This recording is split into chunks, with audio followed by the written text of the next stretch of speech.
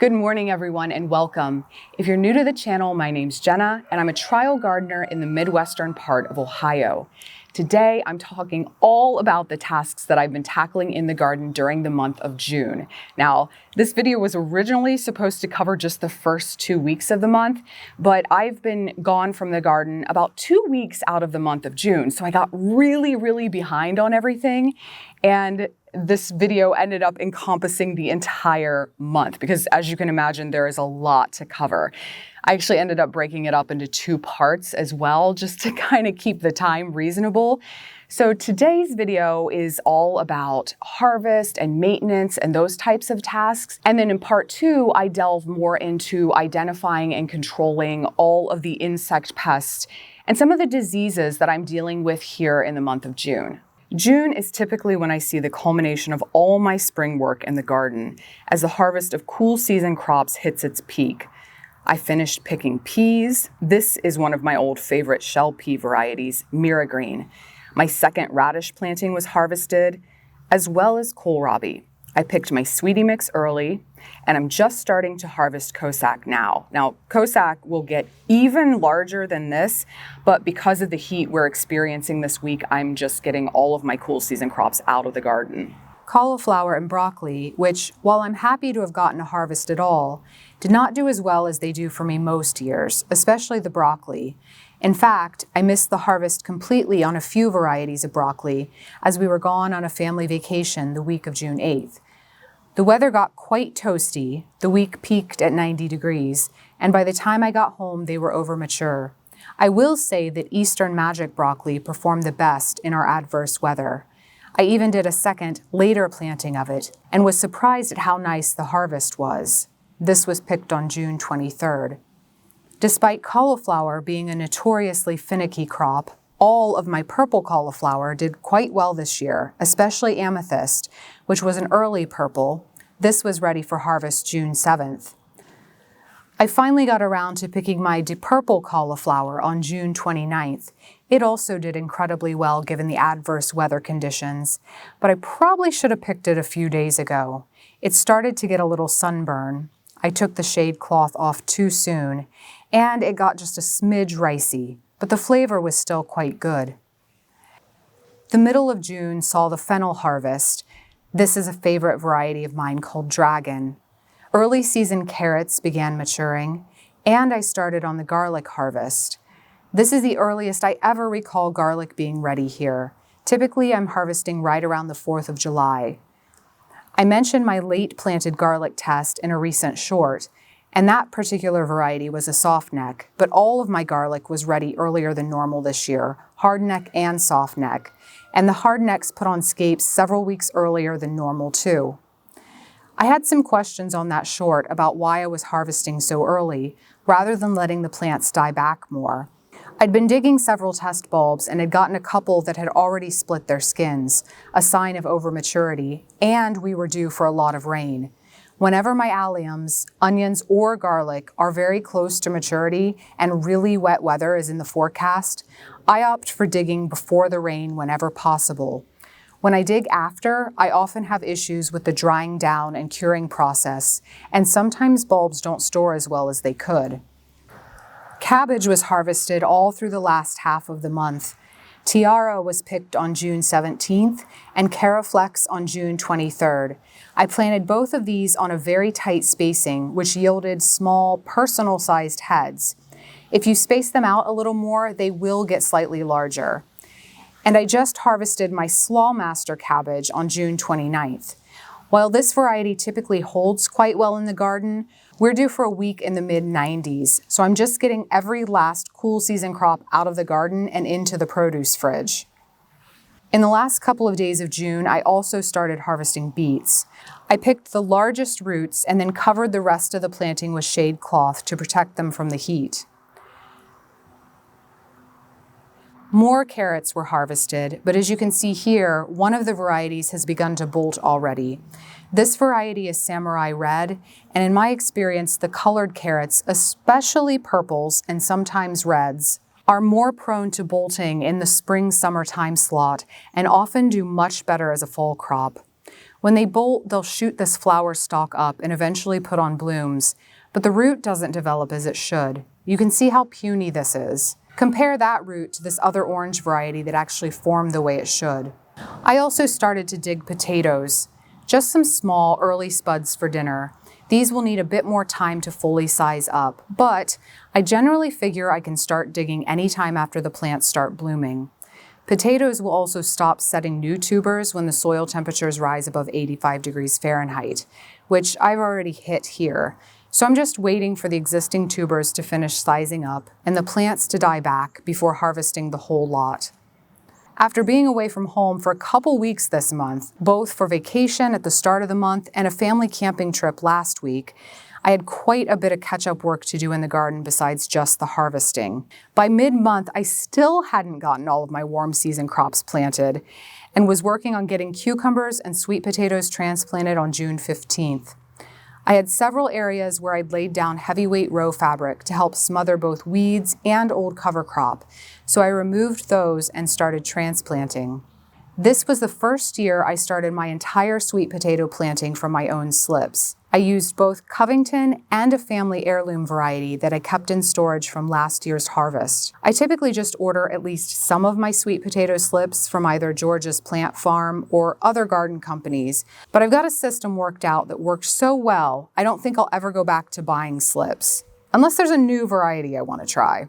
I tested out starting sweet potato slips both in my old traditional way, which is placing the tubers in a jar of water, waiting till they sprout, and then rooting those sprouts in soil for transplant, and placing whole tubers in a shallow tray of potting soil and just allowing sprouts to pop up and root in the same soil. Both methods worked, but I found overall that I preferred the water jar method for myself. I also just threw a few whole tubers covered with sprouts back into the garden to see what they'd do. Another task I needed to get caught up on was the mulching of all of my beds. Lots of rain means lots of grass to mow. The challenge is taking the extra time to bag it all. Grass still remains one of my all-time favorite mulches though, for weed suppression, soil moisture retention, and adding that extra little boost of nitrogen, so the collection time is worth it. I got a good chunk of my beds mulched, but still have more to go. That'll have to wait until the next time the grass needs mowed. When I don't mulch, I end up spending a lot more time weeding.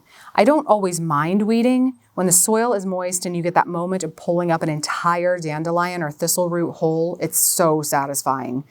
It also forces me to get up close and personal with my plants, and more often than not, weeding is when I notice pest or disease issues in my crops. But I don't want to spend half my life weeding. Luckily, it was really only this corn plot that was a bit out of control.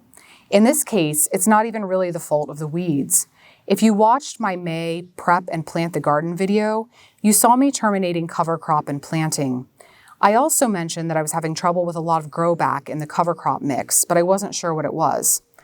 Well, I've identified the culprit. The one mix I used was chock full of annual ryegrass seed, which I won't use again. I love rye, but I prefer winter rye, and I use it in very specific applications because it has very specific termination requirements. I cut the annual ryegrass at the wrong time, which is why it just kept growing back. And you can see here in this corn plot, it's the primary problem between these rows of corn. So I ended up hand pulling all of this to ensure it didn't grow back. It actually didn't take too long, but it was more of an annoyance than anything. I then hoed between my rows, hilling the corn up a bit. You don't want to pile it on too high, but a little soil hoed up around the bases of the corn plants can help prevent root lodging. I then side dressed the corn with fertilizer. I typically just use compost and Gardens Alive's sweet corn food, but this year I opted for an application of urea because I felt like between the challenging weather, the potential for temporary nitrogen tie-up by the rye, and corn's overall hunger for nitrogen, this planting could use a little extra boost this year. Urea is very strong, so be careful with it and definitely don't use too much. I also prefer to water it in right away. Typically, I'd mulch between rows as soon as I finished all of this to avoid having to redo any weeding. But like I said, I was out of mulch, so the corn was going to have to wait. I also started removing the plants of the cool season crops where I'd finished harvesting, starting with my broccoli and cauliflower. I typically leave my broccoli plants in the garden after the main head is harvested, as many varieties will put off side shoots. But I just didn't even feel like messing with it this year, especially with the hot temperatures that are coming.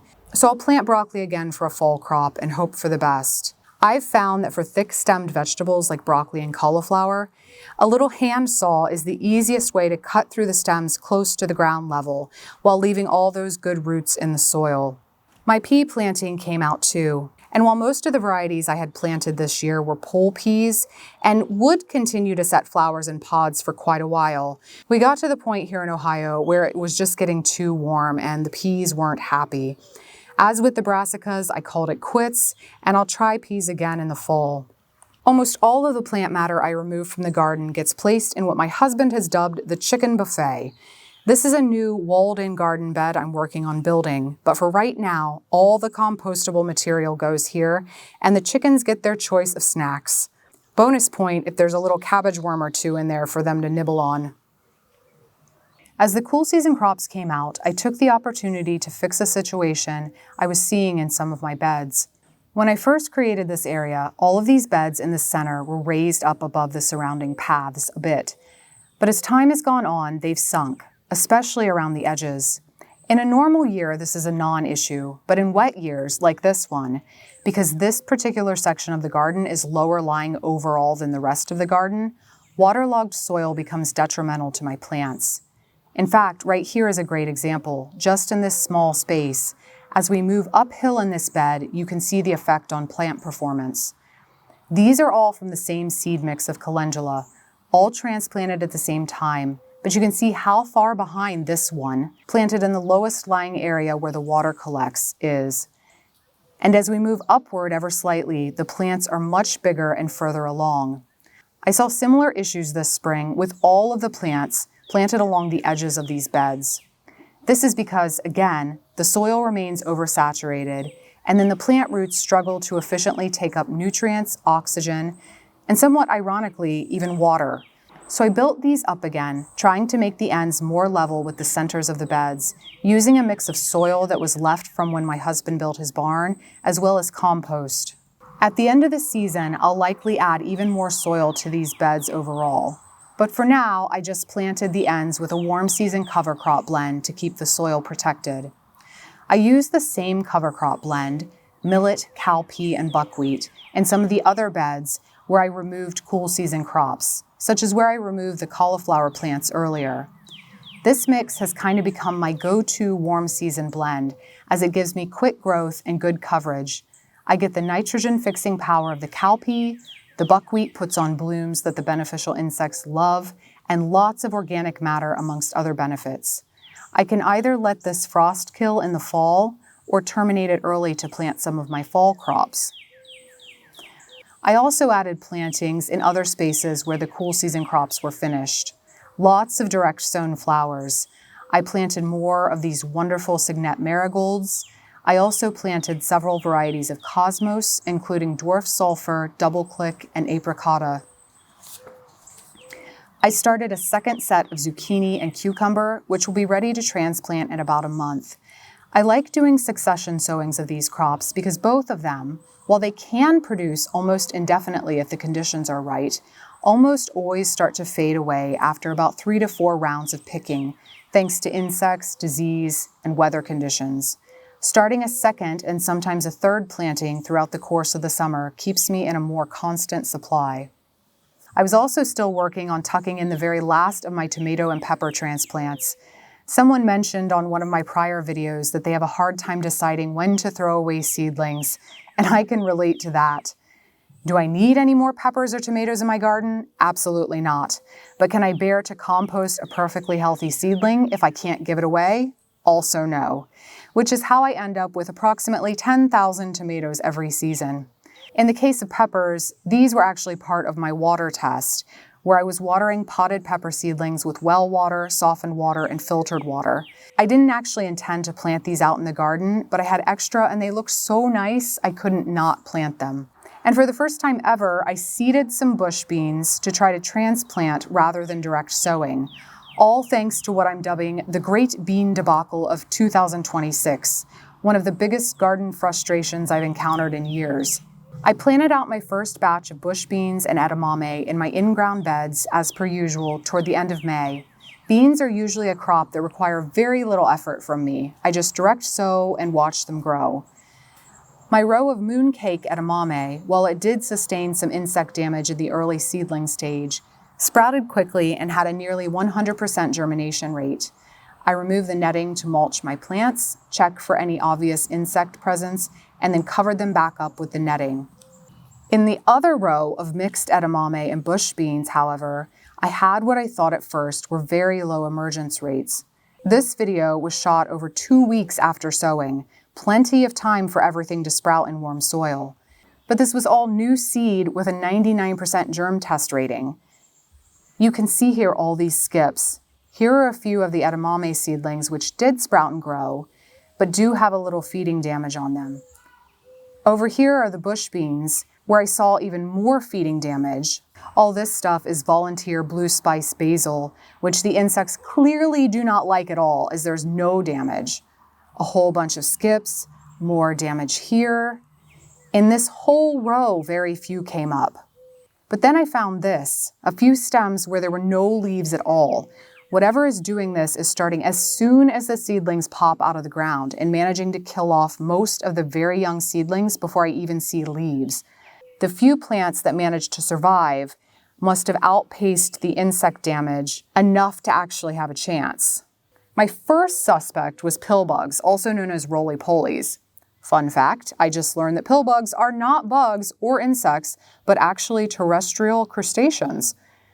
I've mentioned in prior videos that in all my years of gardening, while I've always had pillbugs in the garden, they've never caused a problem to any of my crops. This year, however, there seems to have been some kind of population explosion. My working theory is that perhaps the combination of excess moisture and ample decaying matter in the garden led to increased populations. But at any rate, they've been nibbling on all of my plants since early in the season. With larger established plants, they don't pose a huge threat. But with newly emerged tender seedlings, it can mean certain death. Now, I don't mean to demonize pillbugs because in the proper balance, they're actually a very important part of the ecosystem. They are detritivores, which means that their diet is largely made up of decaying or decomposing plant matter. They help break down organic matter, they help aid in the retention of organic matter in the soil, and they help balance the carbon content in the soil. The problem this year is an imbalance. At any rate, I decided to re-sow my green beans. And then to target the pillbugs, I applied Sluggo Plus. It's important to note that this is the plus version, which contains both iron phosphate and spinosad. Original Sluggo is iron phosphate only, which will help control not only slugs and snails, but the spinosad also helps with pillbugs and earwigs. Although this is OMRI listed for organic gardening, I generally avoid using any insecticidal products, even organic ones if I can help it. I already broke down and used some of this early in the season in combination with diatomaceous earth, while the pillbugs targeted almost every crop, and this seemed to help slow the damage. So I was hopeful that if this were the work of pillbugs, this would help stop the damage. Meanwhile, I had to work on trellising my climbing plants and pruning tomatoes. I often grow my vining plants like cucumbers, melons, and squash, as well as indeterminate tomatoes, up trellises. And when the plants are small, I use Velcro tape to help secure them to the trellis and get them started climbing the direction I want them to. Cucumbers, melons, winter squash, and pumpkin will typically start to put out tendrils and eventually become self-supporting, but the tomatoes need a bit more assistance. We had about a week of rain, and the tomatoes kind of went nuts, so I had to start pruning. With the indeterminates that I'm training up cattle panel trellises, I focused primarily on removing shoots and foliage along the bottom portion of the stem so that nothing is touching the ground, as well as opening up the plants to allow for more air circulation. As the plants grow, I keep the pruning relatively minimal. My main goal is avoiding disease. I prefer to trellis my indeterminate tomatoes, but this year I ran out of room, and I've got a couple of indeterminates in these tall tomato cages. They tend to get really crowded in here. On this end, I have 2 of the same variety, and I've pruned one, removing many of the suckers and really just opening things up to allow for maximum air circulation. And I'm not pruning the other at all, just to compare how they do. I also prune my determinants in cages, mainly focusing on, again, removing any foliage that is touching the ground and opening up the plants. When I finished pruning, I sprayed the plants with Garden Sentinel. This is an organic biofungicide bactericide, which can help prevent powdery mildew, leaf spot, anthracnose, and more. I try to regularly spray my tomatoes with this during high disease pressure years, this being one because of the heat, humidity, and excess rainfall. I believe Garden Sentinel is out of stock, but you can find other products with the same active ingredient, a naturally occurring beneficial bacteria, which suppresses fungal and bacterial diseases in plants. The bacterium triggers the plant's own immune response to fight off the pathogens.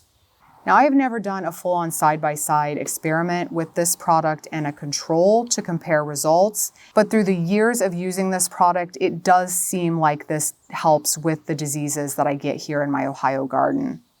Now, there's lots more to tackle in the garden, including, unfortunately, a lot of insect pests, as well as the conclusion of the great bean debacle of 2026.